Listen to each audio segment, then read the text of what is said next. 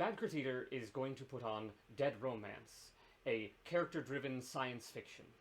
It's going to be at the Red Sandcastle Theatre in Toronto, Ontario, and is going to be one of the largest productions we have put on to date. Dead Romance is the story of Christine Summerfield, who learns one day that her universe is much smaller than she thought it was, and that her grasp on reality, well, may as well be science fiction. She also meets a man by the name of Chris Quedge, who shows her the secret of the universe. Chris Quedge is a man who may or may not be human, and Christine begins to question what that even means. Dead Romance is adapted from the novel by Lawrence Miles and is emblematic of the stories we at Bad Crew Theatre want to tell. Something raw, personal, and passionate. That's about it for my pitch. If you want me to get into the details of how I'm going to use my ideal budget of $2,000, stick around.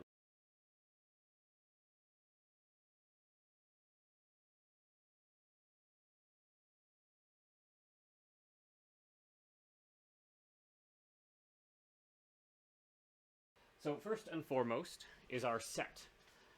My idea for the set is to be 3 panels of effectively stretched fabric, much like a canvas. And upon this, we will use the projector I'm currently using to project various backgrounds on the back. We have several in mind, and this keeps things loose. But it also means that we have 3 tactile set pieces that we can move around and shift about.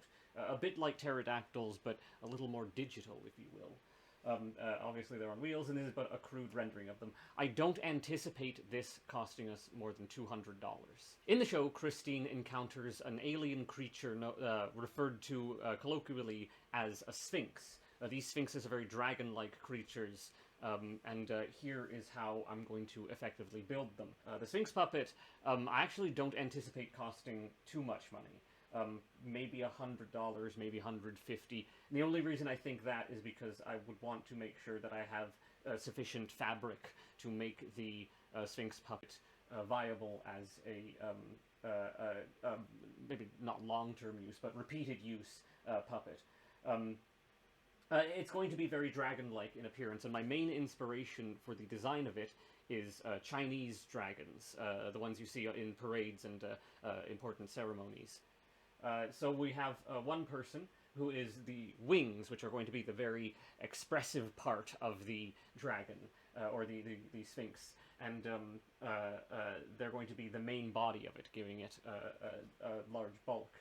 I want to keep the design mostly loose, so we can play with the way Sphinxes interact with the space around them, which is also important to how they operate. The head of the Sphinx would be operated by 2 sticks in order to allow it for serpentine movement. My one concern is having something to stabilize the neck in order to still give it weight and strength.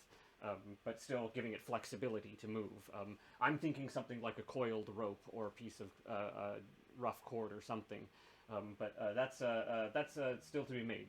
The prototype for the Sphinx is going to be made once we have a bit more to work with.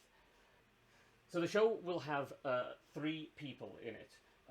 We have Quedge, Christine, and Keist, and Quedge and Keist will also have a pair of other double roles there, playing Christine's friends Cal and Dorian. But Quedge will look like a normal person, and Keist is going to be a large beetle man, for lack of a better term. Obviously, we won't get too extensive, but the costume is going to be different, to say the least.